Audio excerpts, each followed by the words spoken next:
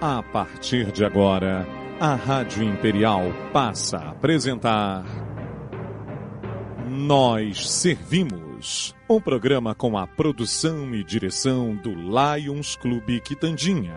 A apresentação, Dr. Paulo Magno.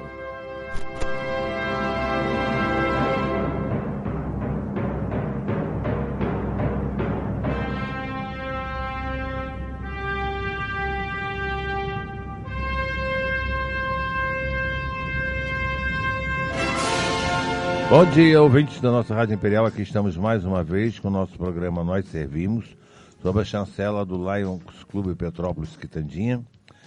E hoje vamos bater um papo aqui, vamos ter uma aula, uma verdadeira aula de direito. Matando saudade. Matando as saudades, né, doutor Henry Grazinoli? Mas antes, eu queria agradecer aqui, não só a Rádio Imperial, mas como todos os veículos de imprensa que nos ajudaram na campanha do glaucoma, que foi um sucesso. 500 atendimentos, quer dizer, foi realmente um verdadeiro sucesso, né? As pessoas compareceram e foram atendidas rapidamente, graças à eficiência da equipe da Clínica de Olhos do Dr. Tanuri, que faz parte do Instituto de Olhos de Petrópolis, e onde ocorreu o exame de prevenção do glaucoma. Sucesso geral. Muito obrigado a todos e parabéns à equipe aí da Rádio Imperial, nossos comunicadores aqui da Rádio Imperial, que deram. Eu fiquei bobo, Lucas. Sabe, várias pessoas chegavam lá e diziam: quem é o Paulo Magno? Sou eu. Né? Só ouve e não vê a gente, né? Então queriam saber quem era. Você vê a penetração da Rádio Imperial, a importância que é o nosso veículo de comunicação. 2 anos e meio na liderança, né? Que beleza, é isso aí. Parabéns, estamos todos nós. Muito bem. Bom dia, doutor Henry. Bom dia, Paulo Magno, bom dia aos amigos do Lions. Nós estávamos com saudades aqui do nosso bate-papo. Pois é, faz um tempinho já, né? Tempo, e hoje, e justamente hoje, nesse sábado aí, chuvoso, frio, né? Pois é. Mas a chuva está precisando. Mas né? você sabe que toda vez que tem uma reunião assim, de importância do Lions em Petrópolis, chove. Eu vou dizer para eles não fazerem mais reunião, não é possível aqui. Né? Hoje nós teremos a primeira reunião do gabinete da diretoria, da governadora, que vai acontecer ali na fase, já deve estar começando agora às 9h30 da manhã, né? E nós vamos daqui a pouco para lá, porque agora também, além de secretário do clube, eu sou presidente da divisão F, ou seja, dos clubes de Lions de Petrópolis, né? Mais um trabalhozinho, Mais né? um trabalho, mas vale a pena, né? Realmente vale a pena. Ô, doutor Henry, o presidente da OAB diz que o país vive um clima de ódio. Você concorda com essa afirmação dele? Eu concordo em parte, né? Quer dizer, ele está falando isso para evidentemente, defender-se dos comentários que o presidente teria feito a respeito do pai dele. Mas existe realmente um clima de ódio, mas no setor político. Quer dizer, a política continua com divisões, né, os radicais de esquerda... Não acabou a campanha, direita, não acabou. Para os que perderam, principalmente, né? E essa é uma situação interessante, porque há muitos anos a gente não via um inconformismo tão grande, porque como é que funciona a democracia? Você perdeu as eleições, você acompanha o processo e não há necessidade que você passe para o outro lado, se é que existe. Exato, lógico. Mas você tem que respeitar os milhões de brasileiros que escolheram... Afinal, foram quase 60 milhões. 60 milhões. Fora aqueles que, digamos assim, até mesmo hoje, mais bem informados sobre o processo político, até dizem, não, poxa, eu também podia ter votado e tal. Então, eu acho que a divisão, o ódio, ele existe. Porém, o senhor Santa Cruz, né, presidente da Ordem dos Advogados do Brasil, ele enfrenta hoje um problema que é uma divisão fortíssima dentro da própria OAB. Porque eles estão e continuam o processo de politizar essa instituição. E essa instituição, terror isso, né? É muito ruim. Muito ruim, porque a OAB sempre foi uma instituição de ponta no nosso país. Isso. Né? Que defendia os princípios democráticos de direito e que sempre se posicionou política partidariamente neutra. Isenta, praticamente. Isenta, né? Agora... tem feito essa política partidária e existem problemas na própria OAB, né? E eu posso falar porque sou membro dessa instituição. A verdade é que o descontentamento de uma grande maioria, principalmente, por exemplo, como o sistema eleitoral. A OAB, o senhor Santa Cruz foi eleito por eleição indireta. Eu não sei se fizer um plebiscito hoje na OAB... não ganha não. Eu creio que ele não seria o nome, né? Então, ao invés de defender as prerrogativas dos advogados, ao invés de... Ele simplesmente está atacando instituições, transformou realmente a sua gestão num palanque político. Exatamente. Como o Vadir fez. Exatamente, como o Vadir fez no estado do Rio. O Santa Cruz é oriundo do grupo do Vadir da MUS, aqui do Rio de Janeiro. E, agora, eu para mim, modestamente, acho que esse processo é decadente. Na verdade, eu acho que a esquerda no Brasil, ela está... Eu diria o seguinte, a gente tem que respeitar a ideologia de cada um. Eu respeito. Eu só não respeito o ladrão. Eu só não respeito aquele que se apossa do Estado e trai a nação brasileira. Exatamente. Eu não posso dizer que isso é 100% da esquerda, porque não seria justo falar isso. Tem muita gente que tem uma visão ideológica de esquerda e gente boa, gente que tem uma visão honesta do processo. Só que essa gente foi afastada. Eles não têm cargos, eles não têm poder nenhum hoje, né?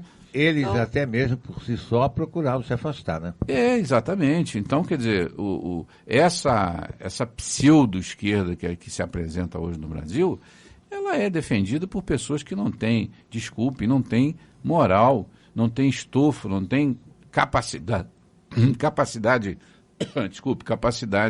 histórica, não é?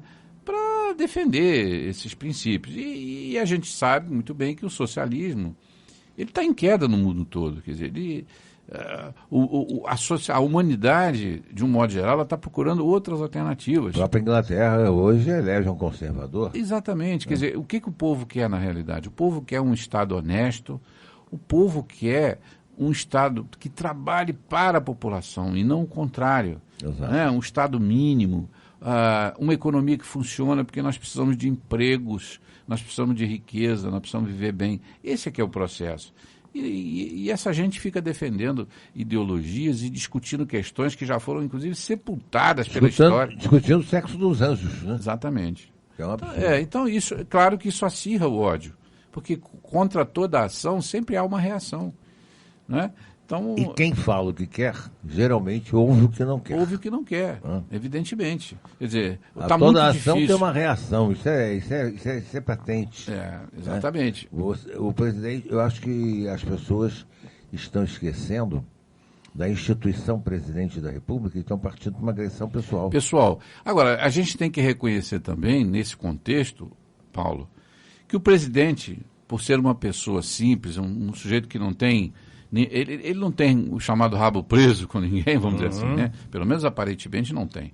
Ele, às vezes, também exagera um pouco no que ele fala. Sim, isso não resta a menor dúvida. Quer dizer, a instituição, hoje ele é o presidente da República, ele não é mais um deputado. E como presidente, ele também tem que se conter em alguns comentários. Ele me lembra um antigo presidente da República. Figueiredo? Figueiredo era assim. General João Batista Figueiredo, era um homem que mas, claro... Ele dizia, eu bato, eu arrebento e pronto. E tem uma questão, né, o Paulo Magno, você sabe muito bem que quando você fala pessoas públicas, eu vou citar para você aqui na rádio, você tem um programa que tem uma audiência extraordinária, toda semana está aqui com o microfone ao vivo, evidente que você tem que cuidar o que você fala também. Lógico, né? lógico. Porque quem é público tem responsabilidade. A gente procura ser o mais isento possível. Isenção, né? E, acima de tudo, não provocar a opinião pública no sentido, até mesmo com questões sem fundamento, sem necessidade. Né? Então, eu acho que o presidente Bolsonaro, em quem a gente deposita muita confiança e queremos e respeitamos, né? A gente quer também que ele se contenha um pouco, que ele não fique de bate-boca, porque isso só faz crescer o quê? Desgastar. Alguém como Santa Cruz. Lógico. Que até poucos dias estava tendo problemas internos da OAB, enfrentando uma resistência enorme. Exatamente. E que aproveita dessa situação para se fazer de vítima. Só para isso. Só para isso. Doutor Henrique, ao reeditar uma medida provisória sobre a demarcação das terras indígenas, matéria que já havia sido superada, inclusive, no ano passado, esse ano, aliás, mas já tinha sido apreciada, o presidente Bolsonaro assumiu sua culpa por essa reedição. Isso demonstra uma fraqueza do governo ou meia-culpa demonstra apenas que ele reconhece o seu erro e isso em nada deprecia a sua atuação? Bom, em primeiro lugar, sobre esse episódio, é preciso esclarecer a opinião pública. O governo tem uma opinião política sobre a questão da demarcação de terras indígenas, certo? Essa medida provisória e essa decisão do Supremo agora, ela não altera o mérito da questão. Porque a lei pode mudar, a legislação pode mudar a competência, como o presidente queria, para saber quem vai demarcar a terra indígena. O que aconteceu foi que o Congresso, no início do ano, já tinha derrubado a medida provisória, que era a intenção do presidente. E a Constituição diz que você não pode, no mesmo ano, na mesma legislatura, emitir 2 MPs sobre o mesmo tema. Uhum. E foi o que o presidente fez. Mesmo o Congresso tendo derrubado a primeira, ele foi lá e emitiu a segunda. Bom, aí o Supremo foi acionado e reconheceu a inconstitucionalidade. Não do mérito, mas do meio, do processo. Muito bem.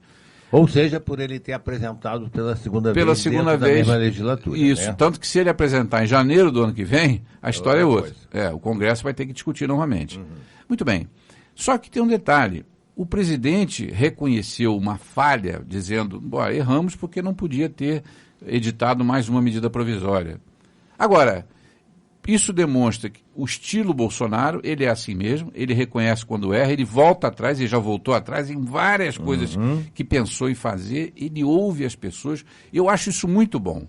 Eu acho ótimo que tenha um presidente que seja capaz de dizer, gente, olha, estava pensando nisso aqui, mas agora eu vou mudar. A população não quer, ouvir o conselho de A, B ou C. Eu acho que isso é importante.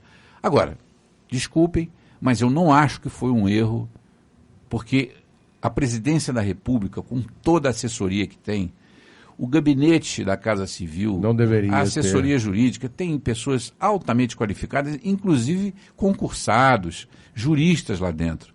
Claro que o presidente pode ter sido alertado disso, mas ele quis marcar presença. Eu acho que essa reedição que ele fez, embora ele reconheça... É para lembrar, olha... Eu acho que ele quis fazer... Vamos dizer, não acertou, acho que ele errou, não devia ter feito. Mas para mim é mais uma atitude política. Porque ele sabia o que ia acontecer, ela não ia vingar. Uhum. Então, eu tenho a impressão que tem um processo político por trás disso aí. Nós não conhecemos todos os meandros palacianos, né? Claro, eu já assessorei muitos políticos na minha vida profissional como técnico. A gente sabe como é que é. Sei muito bem, às vezes você fala, olha, isso aqui não pode. Mas eu preciso fazer. E tem mais, às vezes a gente leva a culpa sem querer, né? Pagamos o preço. Minha assessoria errou. Exatamente. Eu conheço essa frase. Você sabe também. Conheço essa frase. Você também já viveu isso. O Datafolha diz que 86% dos brasileiros rejeitam a mineração em terras indígenas. Uhum. O nosso presidente diz que o Ministério prepara projeto para legalizar o garimpo. O que você pensa disso, Henri? Realmente a importância do garimpo não é a questão para o desenvolvimento nacional? Bom, em primeiro lugar, essa pesquisa que diz que... Datafolha... Datavênia, eu sinceramente não acredito também. Não confio, não acho que tenha credibilidade. Não consigo porque eles não acertam nada. Segundo, a população, ela não sabe o que é mineração. A Amazônia, mineração e índios. Infelizmente a maioria não sabe. Eu quero crer que se o governo esclarecer a opinião pública, porque veja bem, o Paulo, não é justo que o Brasil passe necessidades tendo as reservas que nós temos na Amazônia. Exatamente. Nós sabemos muito bem que hoje, com a tecnologia, é possível explorar as riquezas sem destruir o meio ambiente. Sim. Nós sabemos disso. Quer dizer, existe tecnologia, existe ciência para isso. Outra coisa, demarcação de terras indígenas, eu acho que o reconhecimento da importância do índio no Brasil ela é indiscutível, a gente não discute isso. Porém, acho que existe um certo exagero em demarcação de áreas imensas que eles não utilizam como deveriam. A maioria desses índios hoje está num processo plenamente civilizado, ou seja, eles são de origem indígena, mas eles já estão adequados à civilização moderna, só não fazem isso politicamente porque não é vantajoso para eles. E a serviço, inclusive, de muitas vezes estrangeiros, né? Exatamente, exatamente. Olha, veja bem, a Amazônia tem hoje uma quantidade de organizações não governamentais que não tem lugar nenhum do mundo. Elas estão em todos os cantos da Amazônia. Pois é, a Amazônia precisa dessas ONGs, não sei até que ponto. O Nordeste precisa muito mais. E não tem ninguém isso lá. Não, ninguém. Ninguém se interessa. Não. O Nordeste ninguém se interessa. Ninguém investe dinheiro para tirar água do subsolo para atender as regiões secas. Agora, a Amazônia todo mundo quer.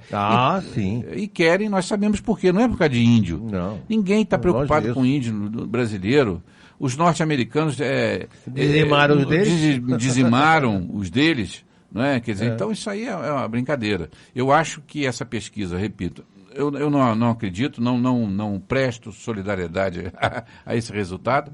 Mesmo porque quantos estados do Rio não teriam dentro da Amazônia que são para atender um número de populacional muito, percentualmente ínfimo ao estado do Rio. E tem um discurso aí que é muito, muito interessante, que eles tentam pregar umas ideias, que é assim: todo aquele que quer explorar a riqueza da Amazônia quer desmatar a Amazônia. Isso não é verdade. Não. Isso é um exercício de silogismo que se baseia em premissas erradas. Exatamente. Eu posso querer, sim, explorar as riquezas da Amazônia e, ao mesmo tempo, preservar a mata, preservar a floresta. Até porque hoje você tem, inclusive, maneiras de fazer isso. Como já disse, técnica, tecnologia. Se você precisa desmatar uma área para fazer uma exploração, você refloresta outra. Sim. E existem áreas muito... Por que você não pode, por exemplo, uma empresa de mineração assinar um contrato com o Estado, numa licitação, numa coisa organizada, onde ela se compromete, a área que ela desmatar, ela replanta imediatamente 3, 4, 5 vezes outro local. Inclusive na própria Amazônia, que tem áreas que foram desmatadas, né, por fazendeiros e tal, etc. Então, eu acho que isso aí... O que eu acho muito interessante é que realmente, dentro desse contexto todo, as terras indígenas são as que foram demarcadas como terras indígenas, são as mais ricas. São as mais ricas. Até em São Paulo. Onde agora mesmo. descobriram uma grande reserva de grafeno.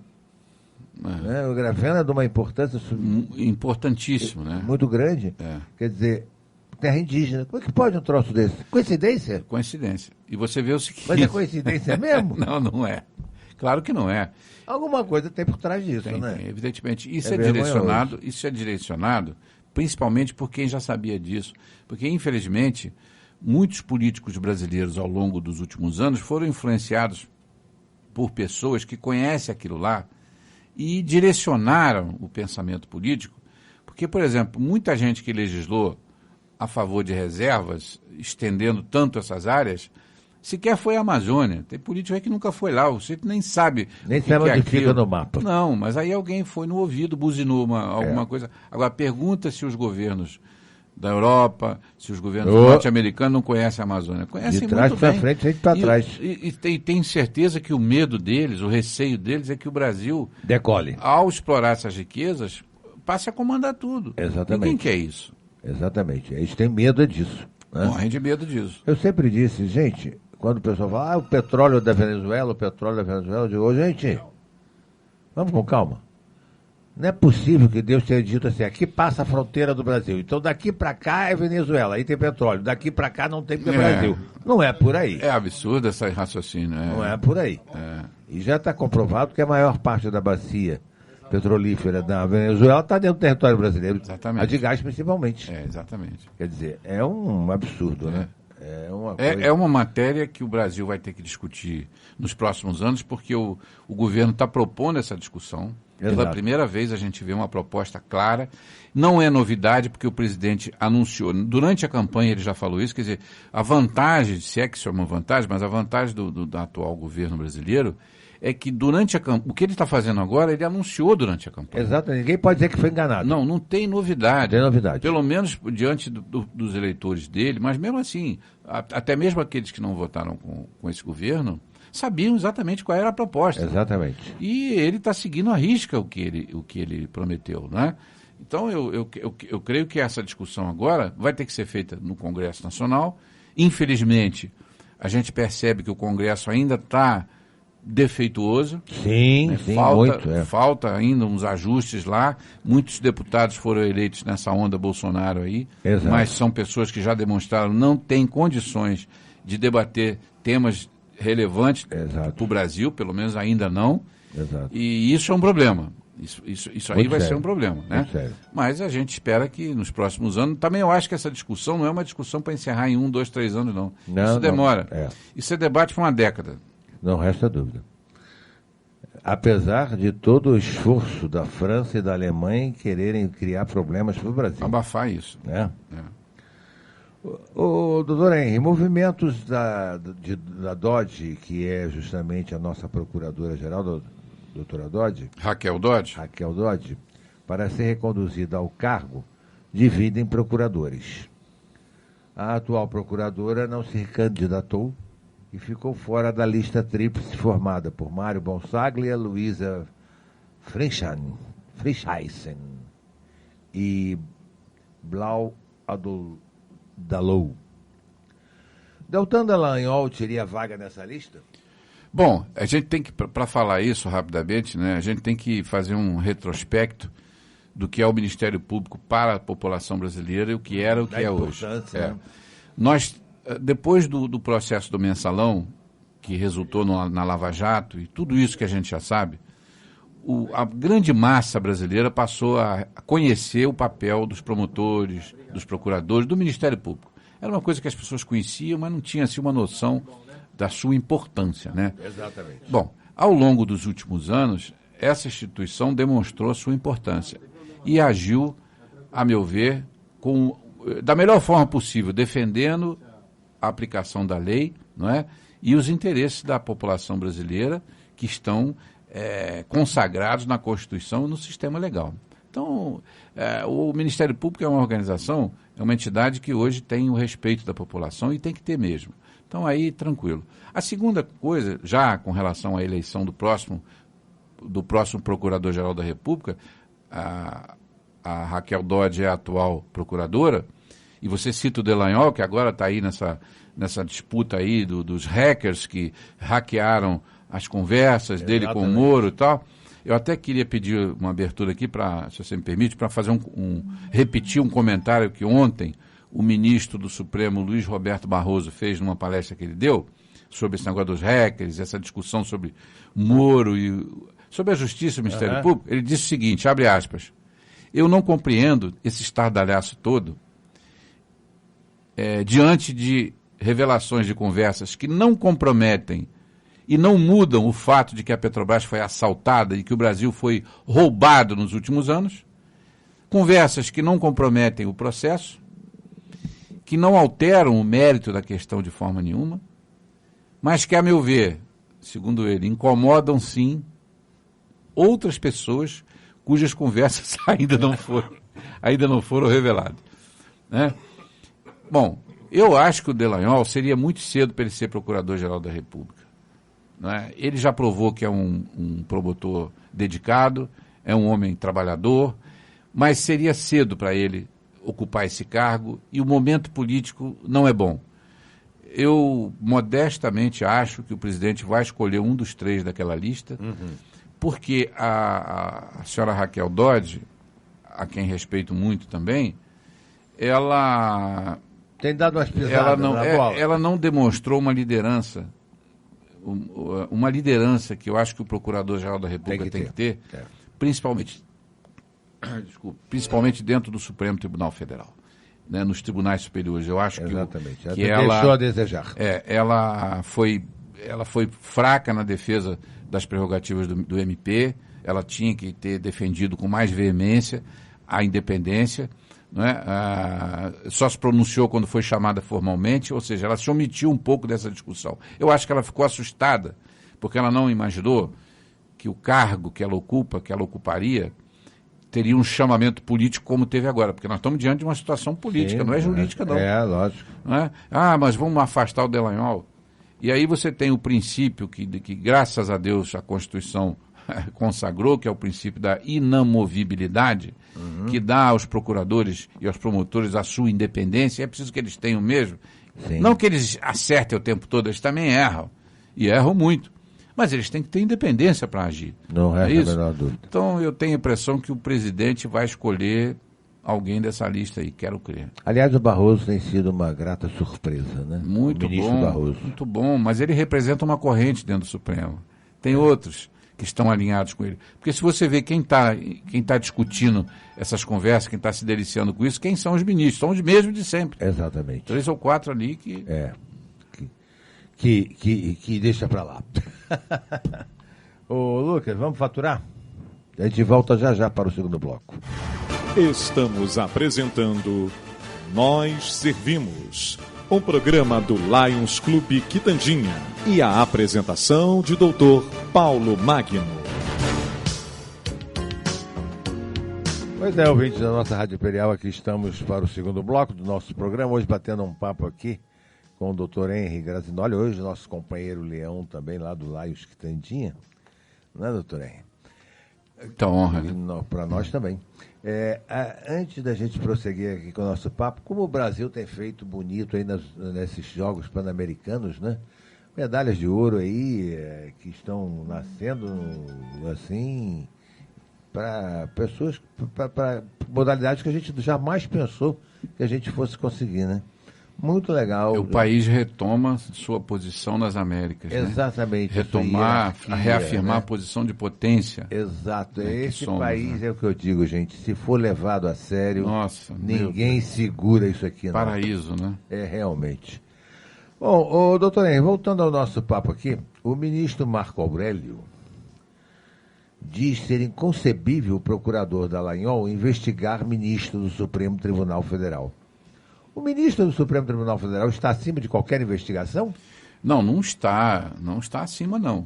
Eu acho que ali o que aconteceu, ele atacou o Dallagnol, né, o Marco Aurélio pertence àquele grupo dos ministros, 3 ou 4, que estão se deliciando com as revelações criminosas dos hackers, né?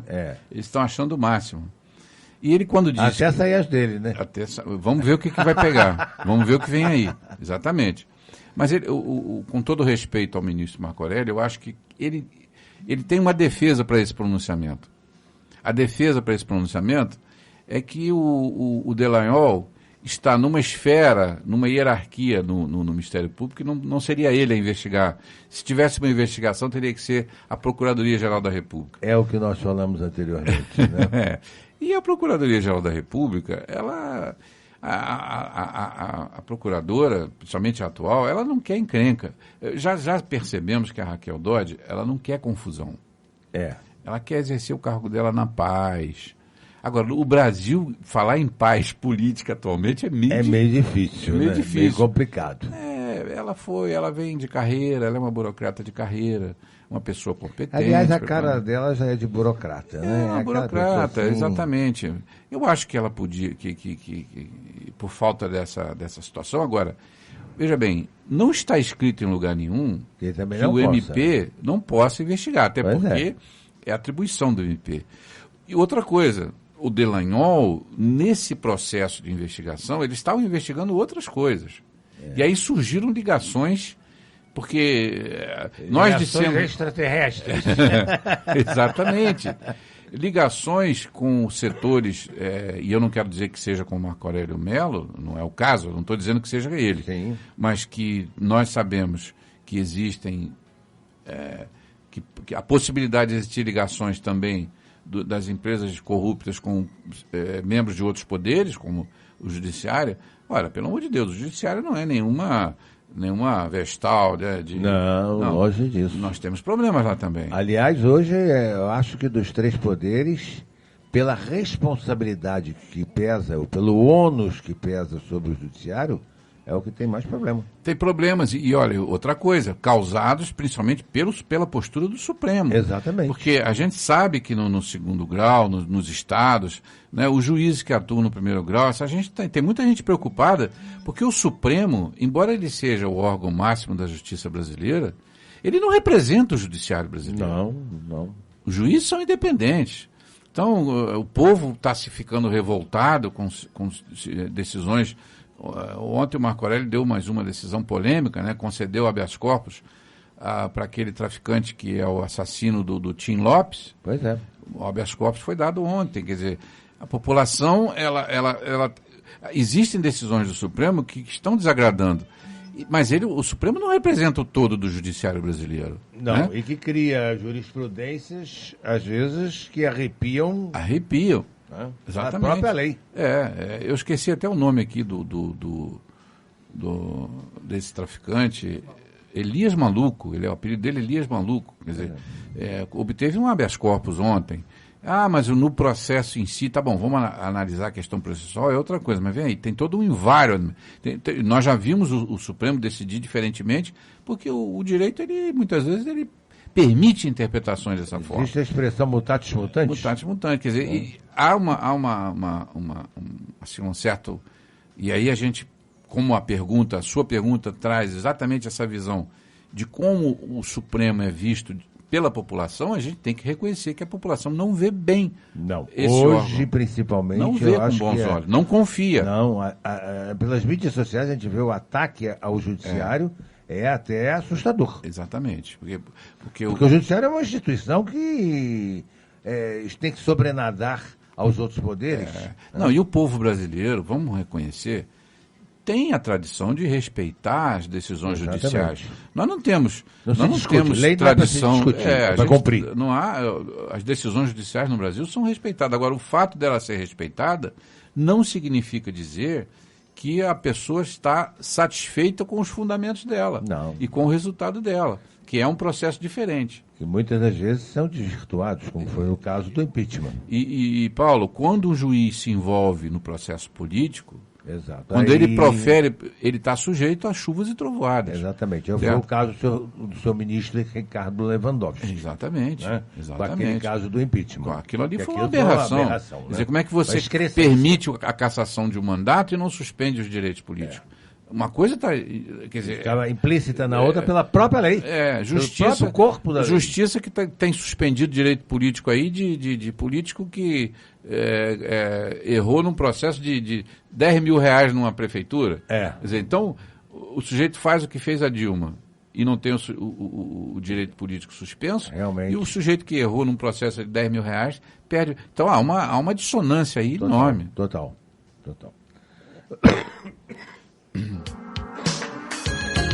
Desculpa aí, meu ouvinte. Ainda resquício do nosso resfriado. O presidente da Câmara usa o Twitter para afirmar que defendeu a liberdade de imprensa em vídeo postado na mesma rede social. E que o jornalista foi manipulador ao postar apenas a sua interpretação do que foi falado. O presidente da Câmara defendeu o ministro Sérgio Moro e o procurador Deltan Dallagnol advogando em causa própria? Olha, o Magno, eu vou dizer uma coisa para você. O senhor Rodrigo, presidente da Câmara dos Deputados, né? Rodrigo Maia. Isso. Ele não tem estofo histórico nem político para fazer manifestações que ele está fazendo. É o nonho. Eu acho que ele precisa se segurar, porque ele não tem, a meu ver, cacife para entrar numa discussão política com o Brasil nesse nível, certo? Ganhou a presidência da Câmara, conduziu bem. Eu acho que ele tem que fazer o ofício dele ali e parar de ficar se envolvendo em questões para as quais eu não sei se ele está preparado para entrar na discussão. É aquela história, olha, não está preparado para brincar, não vem para o play, né? Como exatamente. Mas isso será que não tem outras perspectivas? Não se nota que ele é um pretenso candidato em 2020? Mas isso aí com certeza.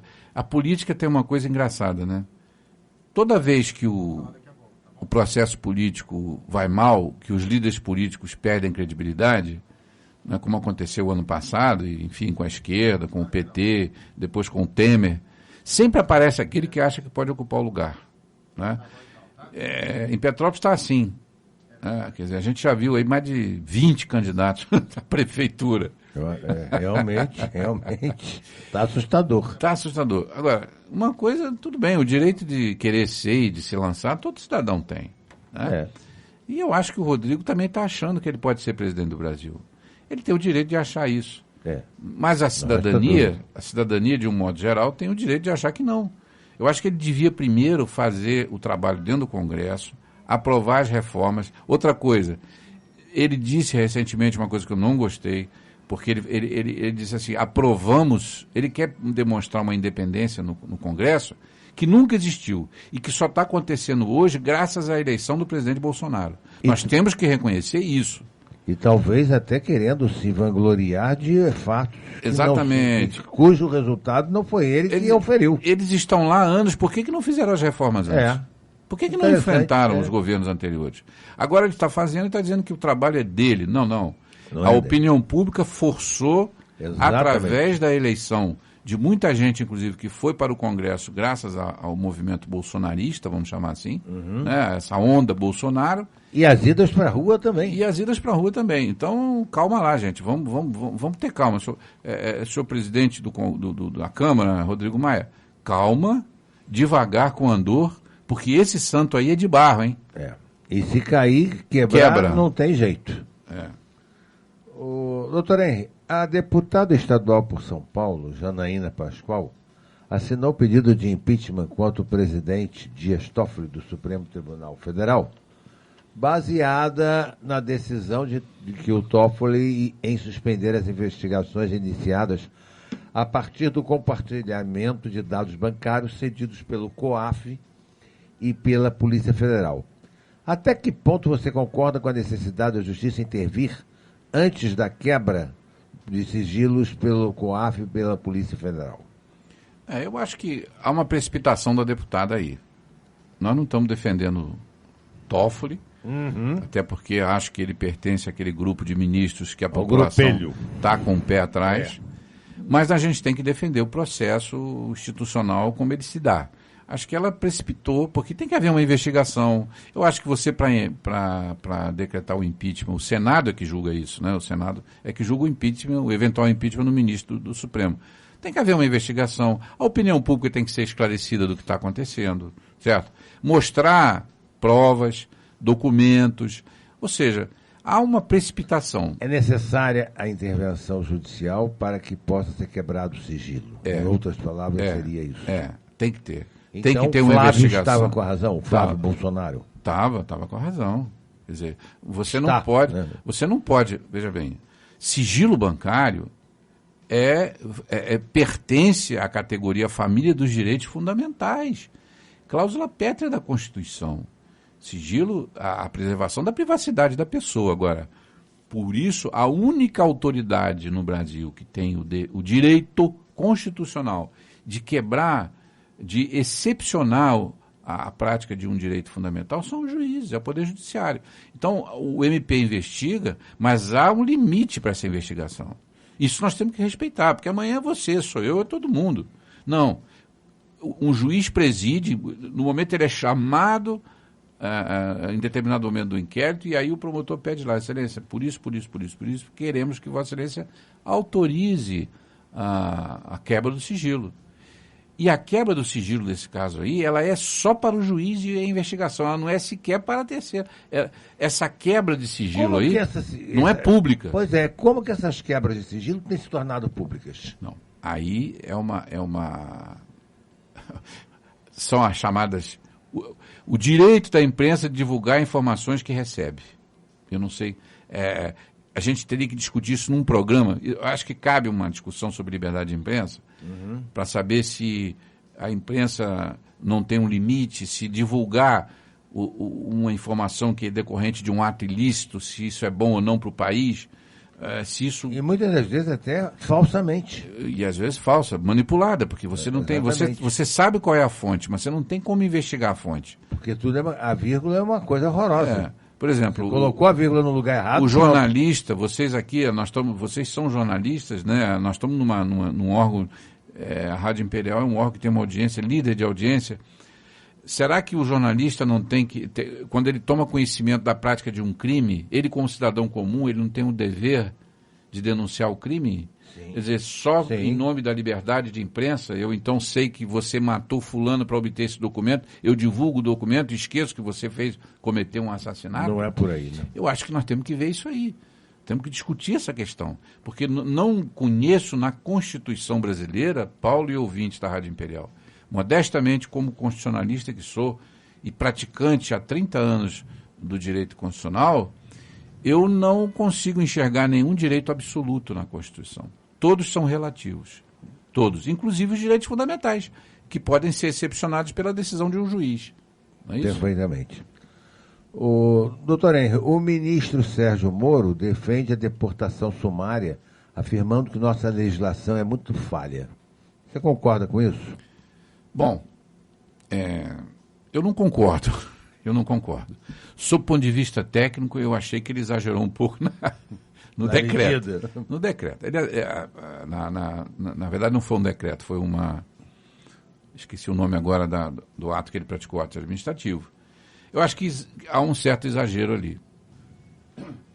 Porque no momento que nós estamos vivendo, você mudar a regra, né, ou você não mudar a regra, mas você dar uma interpretação à regra um pouco mais exagerada, digamos assim, eu acho que não. Porque, por exemplo, o Glenn, a meu ver, cometeu crime. Acho que ele faz parte dessa quadrilha de regras.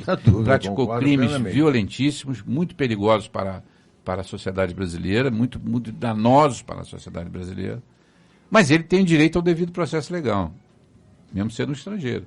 Ele tem que ter o direito de defesa. Eu acho que a expulsão sumária me parece um pouco exagerado na forma como está, na medida que o ministro tomou. Porém, todos nós sabemos que as intenções do ministro Sérgio Moro são as melhores para o Brasil.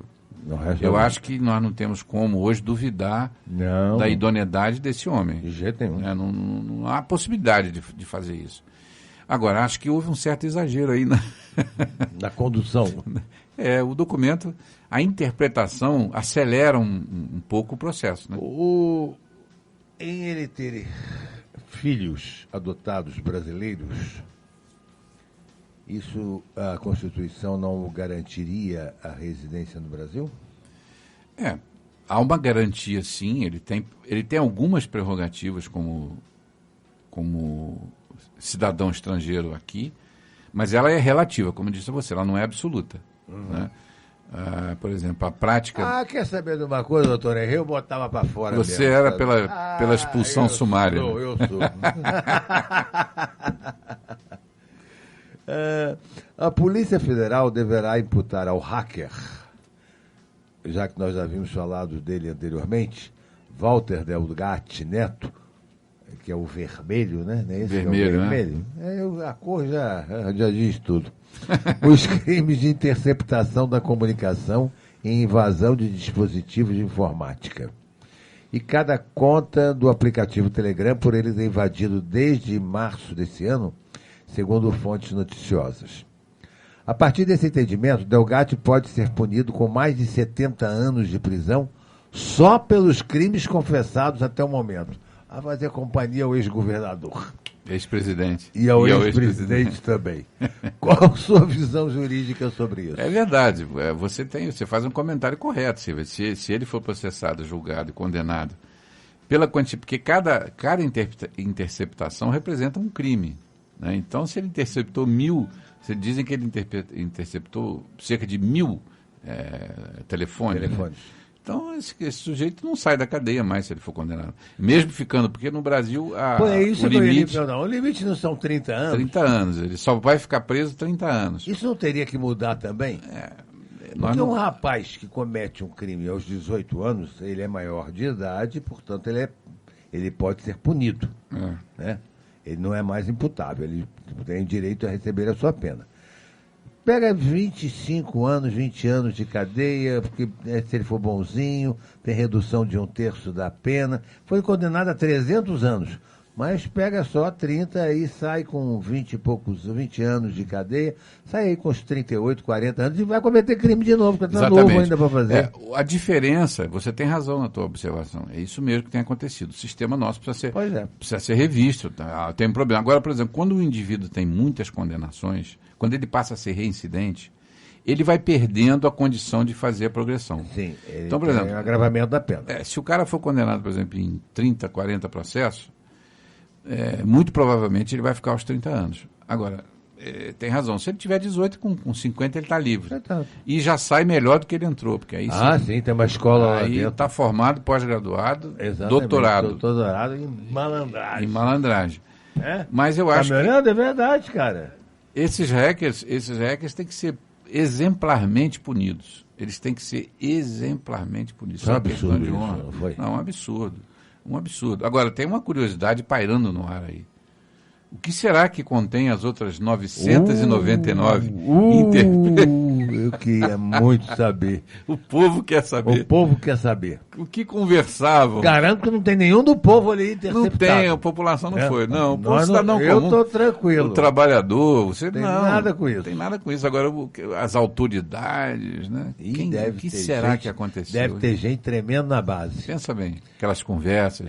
Palacianas, nos subterrâneos. Ao que eu ouvi até agora, né? Na alcova. O que nós ouvimos até agora e vimos de conversa do Moro com os promotores, que o Moro, né, que eu acho que também foi editado, tem muita edição ali, aquilo não pode se comprovar o tempo. Mas os caras estavam fazendo o quê? Olha aqui, vamos prender os bandidos, vamos pegar os caras, assim, assado. Então eles estavam conversando para buscar, digamos assim, punir os criminosos, né? Outro dia estava até conversando com um advogado, amigo nosso aí. Eu disse para ele, é engraçado, isso daí eu acho que contraria qualquer princípio do bom direito, porque quantas vezes nós, advogados, nos dirigimos às vezes até o juiz para melhor ter uma visualização da processualística, do complexo processual do processo. E às vezes nós estamos tão envolvidos na causa que nós vemos sobre um único prisma. Eu não vejo nada demais de um advogado bater papo com o juiz. Até porque, né, o Paulo, nós sabemos, inclusive, pela prática nos tribunais... Aí ele virou para dar uma de muito honesto, não te interrompendo, ele virou para te dar muito de honesto, disse assim, eu nunca fiz isso. Eu olhei para a cara dele, não respondi absolutamente nada. Mas nós sabemos, pela nossa prática nos tribunais pelo Brasil, os promotores conversam com os juízes. Lógico. E o promotor senta ao lado... conversar. O promotor senta-se ao lado do juiz. Não é? Quer dizer, eles conversam e tudo bem que muitas vezes isso possa ser prejudicial ao processo, não é? Sim, eu acredito. O que eu me refiro, eu não estou defendendo, é preciso deixar bem claro aqui, viu, minha gente? Eu, como advogado, eu não defendo que o MP alie-se, vire um aliado do juiz. Não, longe disso. O que nós estamos falando aqui é que as conversas que nós vimos e que foram divulgadas, as quais... as partes não reconhecem a autenticidade, elas não comprometem o processo. Nada. Afinal, o MP é o fiscal da lei. É isso. Né? Em resumo, é isso. Doutor Henry, a decisão... Vamos dar uma aqui mais próxima de nós, porque isso... tem muita gente aí em Petrópolis que está preocupada com isso. A decisão do Tribunal de Justiça do Estado do Rio de Janeiro quanto ao funcionalismo municipal de Petrópolis, obriga a Prefeitura Municipal a pagar o reajuste de 6,2% retroativo concedido pelo governo anterior e aprovado pela Câmara Municipal. E daí? Vai ter que cumprir e vai ter que pagar. Agora, o que preocupa é de onde vai sair esse dinheiro. Porque nós sabemos que o município não está bem financeiramente, embora não esteja sendo divulgado da forma como deveria. Né? Essa crise financeira, ela não é só desse governo, ela já vem se arrastando. Do governo passado. Mas o prefeito ele não vai ter saída, porque se ele não cumprir a ordem judicial, ele vai ter problemas pessoais e políticos com isso, porque ele pode até perder o mandato, porque ele não pode descumprir uma ordem judicial. E esses pagamentos, na minha modesta visão, eles não podem entrar em regime de precatório, porque salário não cabe isso. A princípio, em que pese a jurisprudência, às vezes ela vaga um pouco, né? Então, por exemplo, esse ano, e eu quero aqui manifestar eu torço para que os servidores recebam, porque isso é direito. Mas eu não acho que a prefeitura esse ano vai pagar, porque existe uma outra questão legal, que é a previsão orçamentária. E isso não está previsto no orçamento desse ano. Então, acho impossível, a não ser que tivesse dinheiro sobrando, não é, que o governo consiga pagar isso esse ano. Até porque ela não não tem previsão legal, né, no orçamento. Embora no orçamento passado, quando o governo passado previu esse pagamento, deu esse aumento, ela entrou no orçamento, né? Pois agora deixa eu lhe fazer uma pergunta. Quer dizer, o governo passado fez o aumento para o governo atual pagar. O governo atual não pagou, aí o funcionário foi para a justiça e ganhou. Aí fica para o futuro prefeito pagar, porque o ano dele está acabando, né? Eu tenho a sensação, repito, torço para que recebam nossos valorosos servidores, essa gente sofrida, que é o servidor público de Petrópolis, que realmente muito sofrido. Não tem aumento há 4 anos. Mas eu não tenho a esperança de que, juridicamente, o prefeito vai ter condições de cumprir. Eu não sei. Sob o ponto de vista jurídico, eu acho que eles têm saídas ainda. Não estou fazendo aqui consultoria, até porque não é o papel fazer isso. Sim. Mas acho que ainda existem saídas para o município não ter que cumprir com esse encargo. Mas, independentemente disso, o impacto financeiro vai ser grande. Eu não tenho a menor dúvida. Porque já foi concedido um aumento esse ano, nesse acordo salarial de agora, me parece que 1 ou 2%. 4,3%. Quer dizer, com mais 6 agora são 10%. E retroativo. Quer dizer, então, não sei como eles vão fazer para administrar financeiramente o caixa da prefeitura para fazer isso. Se não pagar os atrasados e o governo começar a pagar a partir de agora os 6,2% mais os 4,3%, é possível. É possível. Aí é um cumprimento parcial, mas ele vai depender também de o funcionalismo não executar a decisão e pedir penhora de dinheiro.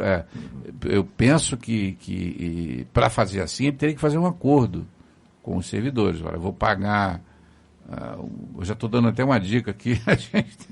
Porque é engraçado, porque não vou colocar o aumento, mas o atrasado a gente faz um acordo, eu pago aí parcelado, tal, etc. Mas podiam ter feito esse acordo em juízo. Pois é, porque esse aumento que foi dado agora não repõe nem a inflação. Não, exatamente. Do período que ficou sem aumento. Os servidores reclamam isso, né? E com razão, né? A classe está muito sofrida, né? Tá. Explorada mesmo, né? Explorada. A luta que foi nos últimos anos, por exemplo, para reconhecer o plano de cargos e carreiras. Tem um plano de cargos e carreiras que há mais de 20 anos, desde o governo Fadel, foi votado, e só agora, 25 anos depois, começaram os enquadramentos, quer dizer, um negócio... É um absurdo isso. Né? Realmente. Um desrespeito. Você vê, eu também acho. 25 anos, a carreira... e o indivíduo tem a sua carreira, ele faz um concurso público, ele adentra ao município e projeta a sua vida em cima disso, quer dizer, é um desrespeito. Total, né? Doutor Henrique, quero agradecer a sua participação aqui. Creio que os nossos ouvintes devem ter gostado muito do programa, porque abordamos temas atuais, temas das atualidades políticas e, particularmente aqui da nossa cidade também agora, esse último mais recente, pelo menos não é um escândalo. Nós estamos pelo menos, né? Menos mal. Queremos agradecer a sua participação e deixar os nossos microfones para a sua despedida. Meu abraço, meu agradecimento ao Lions, né? A você, Paulo Magno, a Rádio Imperial, e a toda a população, essa audiência grande da rádio, dizer que para mim é uma honra estar aqui. E sempre que for convidado, se puder, virei com o maior prazer para que a gente possa debater aí temas relevantes e esclarecedores. Um grande abraço, bom final de semana a todos. Olha, aqui a nossa companheira Eunice está mandando parabéns pelo programa, é sempre muito bom ouvir o Henrique Grazinoli, transmita a ele o meu abraço. Um abraço, Eunice, muito obrigado a senhora também. Bom, ouvinte da nossa Rádio Imperial, queremos agradecer aqui a nossa audiência.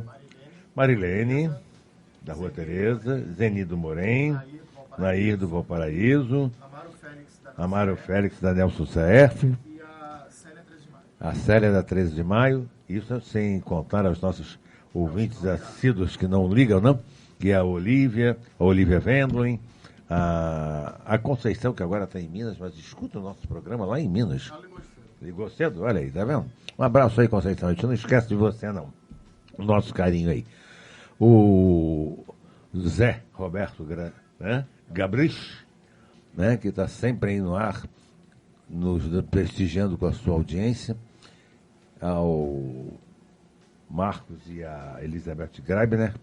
Enfim, a todos os nossos ouvintes, muito obrigado pela audiência dispensada ao nosso programa. E até semana que vem. Ao Lucas aí, obrigado na mesa, ao William na gravação. Até semana que vem, quando estaremos com mais um programa Nós Servimos, sob a chancela do Lions Clube Petrópolis Quitandinha. Um abraço a todos, bom fim de semana, com essa chuvinha gostosa, né? Hoje e amanhã com chuva, né, Lucas? Pois é. Vamos aproveitar para descansar. As plantas agradecem. Pois é. Molhar as matas para não ter incêndio. Exatamente, né? A ecologia agradece. Um abraço a todos. Fui!